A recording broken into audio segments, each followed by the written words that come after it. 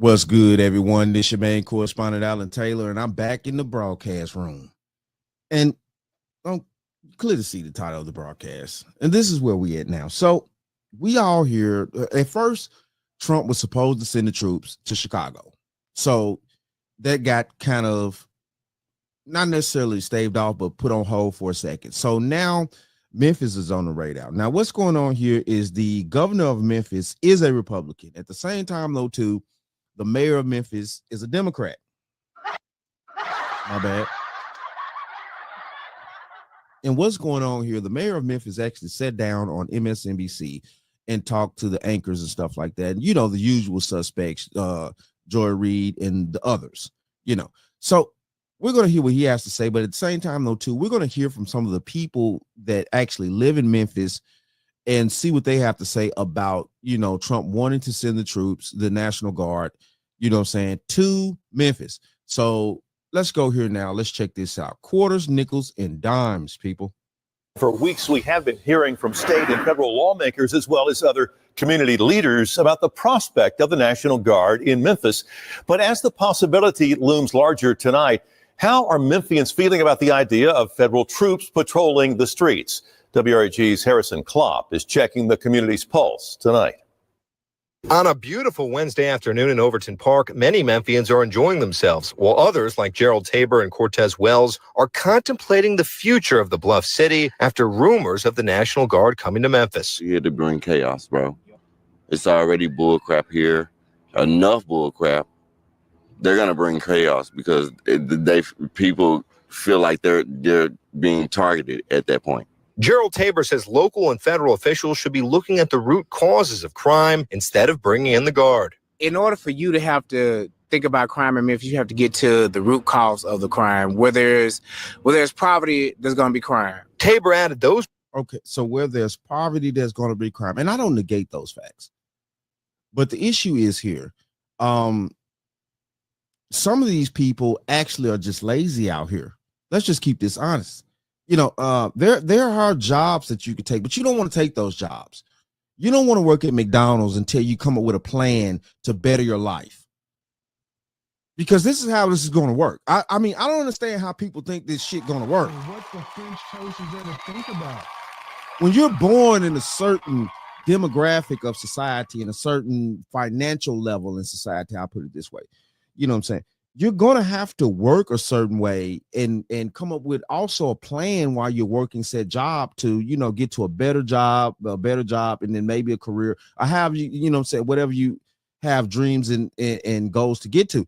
You can't just sit here and be like, there's poverty, but, you know, yeah, you won't take the minimal job in order to get to the next level. It's steps to this shit.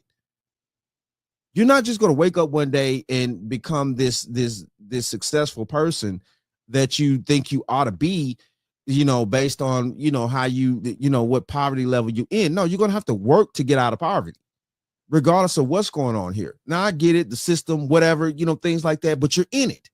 And as an adult, you need to actually put in the work and try to get amongst other people that has plans and things like that in order to get out of the situation that you're in. So, you know, the poverty situation, it's like, listen, look, dude, most of y'all, yeah, you don't want to work. You don't want to take the jobs that are available. Some of y'all can do construction work. Some of y'all can do, you know what I'm saying, things, you know, other little jobs, dirty jobs, work the sewers, whatever. You know, there are jobs available. But people just don't want to do said jobs. And you know what I'm saying? They think that's beneath them, even though they live in fucking poverty and shit. It's crazy to me. Stop letting these people fool y'all with this poverty shit. There are jobs out here, bro. You know what I'm saying? You may have to do what you don't want to do to get where you want to go. That's kind of how life works sometimes. Resources could go into building the community. Put more effort into trying to rebuild a community, creating jobs and stuff that, you know, fill people's time. So that's what you're supposed to do is the black people in your community. Communities used to build their own jobs. You know what I'm saying? Women had jobs of, you know, maybe sewing, stuff like that. And I'm just using these as just instant examples. Okay. Just many examples. sewing clothes or building wedding cakes or things like that. These are things that I saw the women in my family do, and they made great money off that on the side. Great money. Wedding cakes, even though, weddings are down nowadays, just is what it is here. But I'm just giving an example. And men, cut grass and stuff like that. Like, listen, look, this seemed like a young, healthy man. He could get out there with a lawnmower and shit like that and cut some fucking grass. Bruh, listen, look.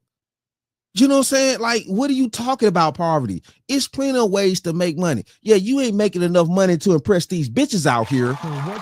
Yeah, you may not be doing that to get your little pussy game up, but who cares about that? And see, that's the issue with some of these dudes out here, but we're not going to go into that.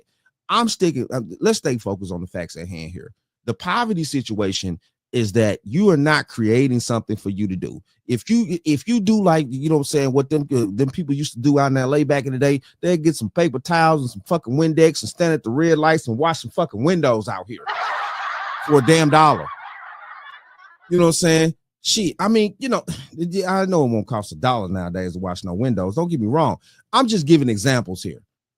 You know what I'm saying, of many hustles, things like that, definitely doing grass or, being, and see, the other issue is a lot of these young men are not handy.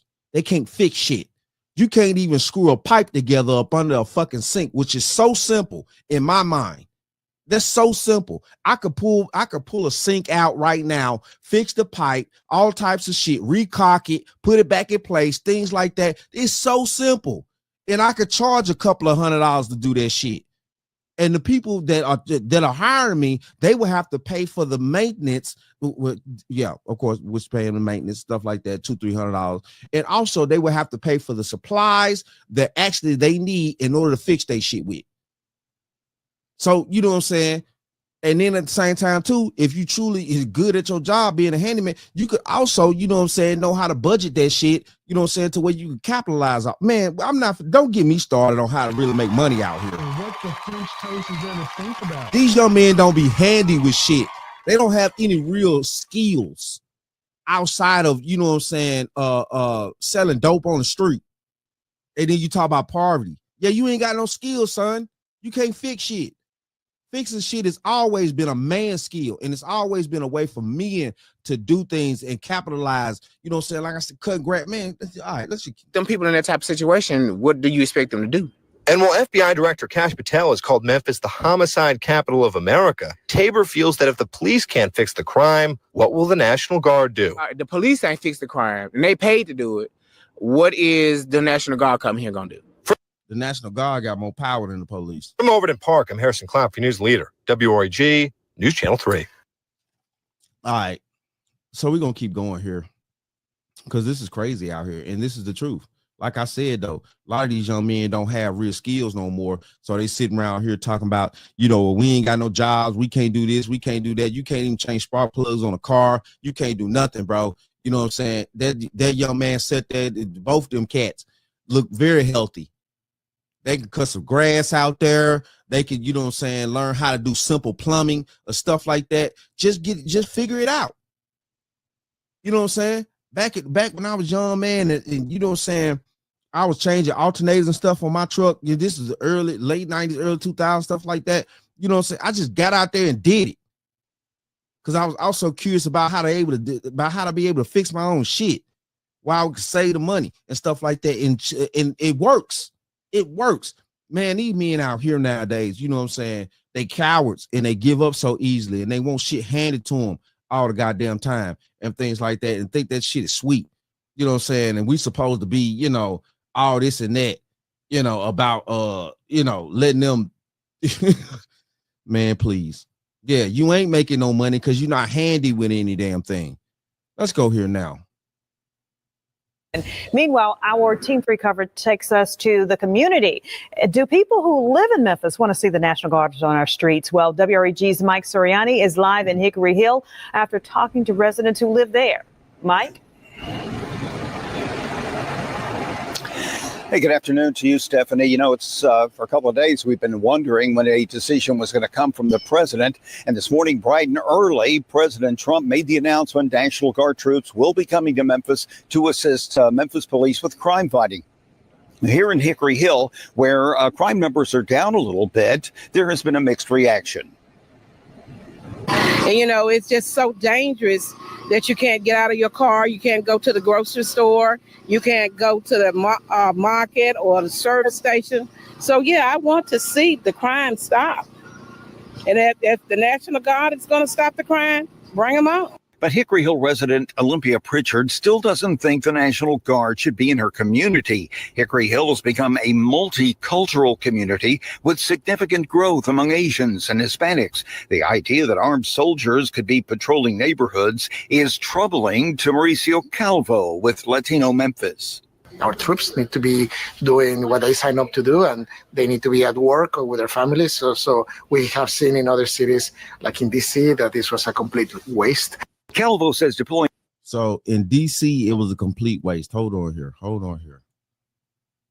We have seen in other cities, like in DC, that this was a complete waste. It was a complete waste in DC when crime,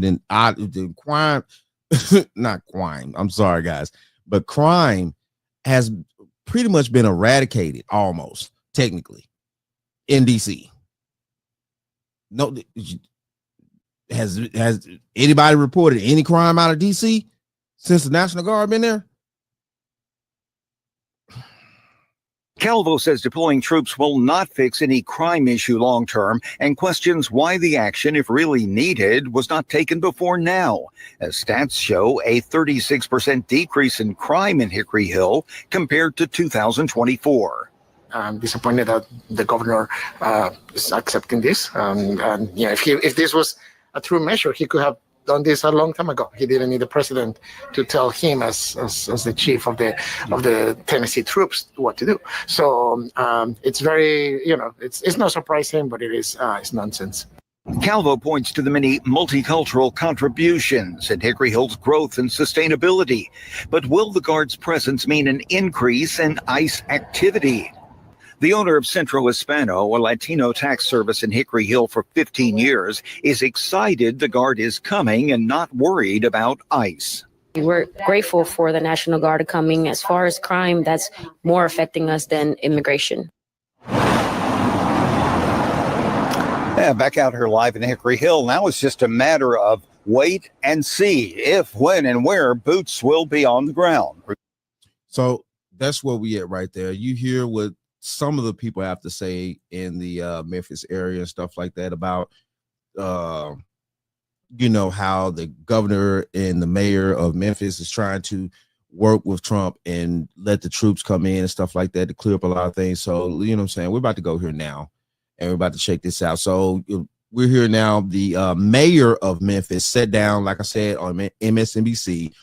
He talked to them and he was, and be honest with you though, from what little bit I saw, like it was it was a disappointment on MSNBC's part of him basically, kind of running the chessboard on their dog ass. Let's go here now. Mayor of Memphis, Paul Young. Mayor Young, if we can just start with some clarity. I've talked to a lot of mayors across the country.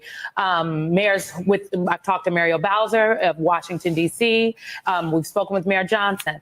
I'm wondering, all the mayors say the same thing. They say, look, we want the federal resources from the federal government and that the federal government has cut the budgets. Do you want the National Guard in your city?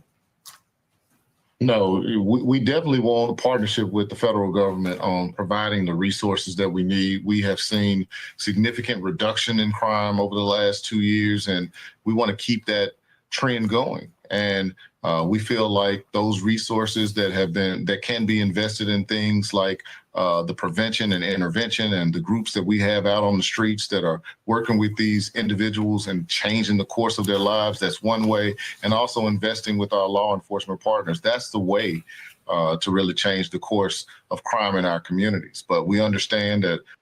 But if that was the way to really change the course of crime in your communities, these interventions and programs that, of course, you need government funding and the taxpayers' money in order to achieve set goals. If that was the case, then why ain't these programs actually working to, keep crime at a very low level? Now, they're saying that crime has, of course, lowered since, 2024, whatever, things like that. But when we hear shit on the streets out here, it don't sound like Memphis is a safe place to, for just the average person to go out there and have fun like it used to be. Listen, look here, people. Now we know, people could cook the books, whatever the fuck. But the thing of this is that, crime should be at fucking maybe, 1% or zero. You're talking about crime is lower to, this percentage, it's still high. And if there's a presence that could be there to where it will protect the actual tax-paying, law-abiding citizens, then it needs to be there. I don't understand what these people are talking about here, because this makes no sense. A decision has been made that the federal government and the governor want to send the National Guard, and our goal is to make sure that we have an opportunity to work with them and align what their activities look like when they come into this community. Mr. Mayor, help me understand, because I'm a little bit confused. How long has the Republican governor of the state of Tennessee been the governor? I think Governor Lee has been in office for about 7 years. Next year will be 7 years. 7 years. Yeah. 7 years, and he's just noticing now that Memphis has a crime problem. So much so, under his watch, he did nothing about it. I'm really helping me understand how, before you get to federal resources, as a former statewide official, lieutenant governor of my state, I know that if there was a particular area that had to deal with crime, and certainly there were parts of Maryland that did, the first call for help was not from the federal government. It was working with the city, working with the county, working with the municipalities to create solutions in our state. And if it was beyond our capacity, sir, then maybe we would call for federal help. But obviously, Memphis has been beyond the capacity. So what the French toast is there to think about? He talking about this governor only been for 7 years. I've been hearing about Memphis since I was almost alive, period. You know what I'm saying? Like, listen, look, even back in the early 2000s, that's not even 7 years ago. Memphis has always been a treacherous place. Like, come on, people. Come on. And this dude here is talking out the side of his neck. Yeah, the cat with the glasses on. And, we know MSNBC is always talking out the side of their neck about a lot of things. They have been, previous election, all types of crazy stuff. So, yeah, he want to sit there and talk about what the Republican governor did and did not do and stuff like that. Yeah, at that point, you know what I'm saying, throughout all this time, there was no backing for this situation. Now that, you know what I'm saying, the new administration here is actually, coming through, they're trying to manifest these cities and bring them back to a situation where people can be safe and go out and actually spend money, because that's what this is really about. You know what I'm saying? We need people to feel safe enough to get out in these communities, in these Washington, New York, Chicago, LA. We need people to feel safe enough to go out and spend money. That's what this breaks down to. But at the same time, though, too, it is a monopoly on crime, whether we like to believe it or not. And this is the case here. But see, though, that's the issue. You got the decent law-abiding citizens sitting around here, can't go out and have fun because of the criminals out here doing their thing, and they're employing the lawyers, the judges, and all this other type of stuff. And if we break this shit down and just be honest with you, if crime was not, if crime was at a low enough level, it'll be a lot of judges and all this other type of stuff, all these other entities and lawyers and stuff like that wouldn't make no money like that, because there's no crime to prosecute. So what the French toast is there to think about? Crime pays, whether y'all like to believe it or not. Let's keep going. So I don't understand what's different. It wouldn't have anything to do with the fact that Memphis is a largely black municipality, would it? Oh, Memphis is a largely black municipality. Okay. Yeah. So Memphis is the largest majority Black city in the nation. It's something that I wear as a badge of honor, and I think it's something that we should be proud of. I will say that Governor Lee, certainly he can speak for himself, but I will say that they have been partners with the city on a number of initiatives they've supported with Tennessee Highway Patrol, helping us on our interstates, and they provide significant funding in the form of violent crime intervention funds that help with some of those intervention and prevention strategies that I talked about. I'll have to let him speak to his position on the National Guard itself, but my goal as mayor of the city is to make sure that whatever decisions that are made that are outside the control of me as mayor, that we figure out how to turn it into a win for our community. And that's my goal in this situation. I want you to take a listen. Oh, don't get mad, dude. Hold on, don't get mad. Hold on. Don't get mad, dude. Don't get mad. Look That's my goal in this situation. I want you to take a listen. Don't get mad, dude. He rolling his eyes and shit. Man, stop it, bro. Stop it. Stop it. Yeah, because technically, you know what I'm saying? It sounds like the mayor of Memphis, you know what I'm saying, wants the extra help. Not just the money. He wants to actually clean up the streets so at the end of the day, the tourism can start back. Because Memphis used to be a good tourist place. Let's just keep this honest. In a time before time, Memphis was a good tourist place, just like Nashville is. But Nashville is, you know, it's a little bit different. It's super Republican. So they ain't playing that shit in Nashville. But Memphis used to be a good tourist place. And now people can't go there like that because there's been so much crime throughout these past few decades and things like that. It's like, you know, people with actual money don't want to go there and walk around public openly.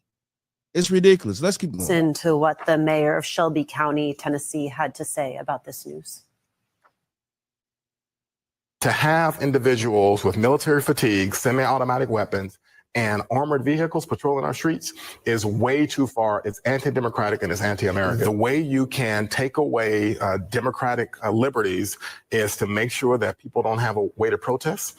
And the way you do that is to patrol the city with military. People don't have a way of ain't nobody saying they stopping the protest. If it's a peaceful protest and it's abiding by the laws of the First Amendment, nobody's stopping the protesting out here. What is he talking about? Nobody's stopping the protest. Yes, a peaceful protest, nobody's stopping that. You know what I'm saying? So at the end of the day, though, the Shelby mayor and things like that, he's sitting around here. They got these switches and stuff like that, you know, like they mentioned in Chicago. I guarantee they probably got them in Memphis. The knuckleheads do. You know what I'm saying? You know, they can put the little, what's the name on the nines and stuff like that and turn it into automatics, you know what I'm saying, really automatics. It's crazy to me. Military personnel. The other way is you stifle the military in such a way that the military begins to comply even when the orders are unlawful. Mayor Young, do you share those concerns? Well, I think there are many in the community that are concerned and they're scared. They want to know how things are going to look in our city if and when this takes place. And so my goal as mayor is to make sure that we continue the dialogues with the governor and with the federal government to make sure that we have a clear understanding of where they're going to be patrolling, what are they going to be wearing, what times will they be assigned for the work. Those are all dialogues that we're looking forward to having over the next week or two as we get deeper into this discussion. Mayor, I guess I'm just wondering what in Washington, D.C., where, you know, the chairman and I, we live in D.C. I'm in New York right now with Ms. Menendez here. But in Washington, D.C., the National Guard is picking up trash. They are literally, ANC commissioners have sent out emails asking for suggestions from the citizens of the district about what beautification projects the National Guard can participate in. So what exactly can the Guard do for you in Memphis, Tennessee? Like you got a trash problem? I thought some of the things that you have been working on in terms of working with the violence interrupters, talking to the gangs, those kind of things are things that I'm familiar with that you have been engaged on, that have worked to bring to try to get your arms around the issue of crime in your city. What is the National Guard going to do for you? And I'm asking in this way because I hear you saying it's your understanding they're coming, But what they gonna do when they get there? Well, I mean, we're still working to figure that out, but I certainly have a list of things that I think they could help with. We do have issues with blight in our community, and if there's a way for them to help support our team on that front, we have a deficit of about 300 to 500 officers that we need. And while they won't be serving in a law enforcement capacity, there may be things that they can do on major events and help coordinate traffic and things like that when we have big crowds, as we get into football season with the University of Memphis or Grizzlies game. So I think that as we have conversations, we can certainly find ways to use their support to back up the efforts of our Memphis Police Department and our Shelby County Sheriff's Department.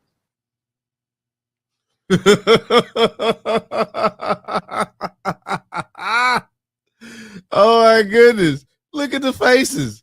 Look at the faces. Hold on. Look at the faces. Oh my goodness. Shout out to the Memphis mayor. What's the French toast is there to think about? Shout out to the Memphis mayor, man. Listen. Listen, he gave a strategical plan that he has in place to make sure that if the National Guard does come there, they can help in multiple ways, not just fighting crime, but fighting crime. Of course, that's the major part. But at the same time, though, too, helping to reconstruct the community and be honest with you, I'm just going to be honest here, help bring tourism back. This is what the bottom line is about the dollar. A lot of these major cities that have been, that used to be good tourism cities, DC, all these places, they used to be good tourism cities. Now they become so crime ridden and stuff like that. Yes, it's important for us as Americans to support the fact that we need to get the crime lord so decent Americans can start back, giving tourism to these cities and support the country financially. We got to actually think this shit through all the way through. I used to like to go to Memphis and tour on Beale Street, all this type of stuff. Things like that. Have fun. DC has its places of tourism. Chicago does too. LA definitely. Come on now, that's California. Man, we got to keep this real out here, man. The financial situation is being affected in society, and a lot of things of it is not just sucking money off the government. Tourism used to be a part of American society, and tourism used to actually fund all these other little things and these other cities and communities and also states and stuff like that. Tourism used to be a booming aspect of America, and tourism has started to go down due to a lot of crime rising in these huge populated places to where tourism used to be a part of their major economic structure. What the French toast is there to think about? And we can't negate those facts. Yeah, it is what it is out here, man. Listen, look, these people, he gave a great argument on the facts and stuff like that, but it is what it is, though. Shout out to all my subscribers. Mad love to y'all. If you're new to the channel, please hit that like, share, subscribe button. Make sure you ring that bell to be notified whenever I decide to post things. And like I always say, and that, my friends, is the bottom line. That, my friends, is the bottom line.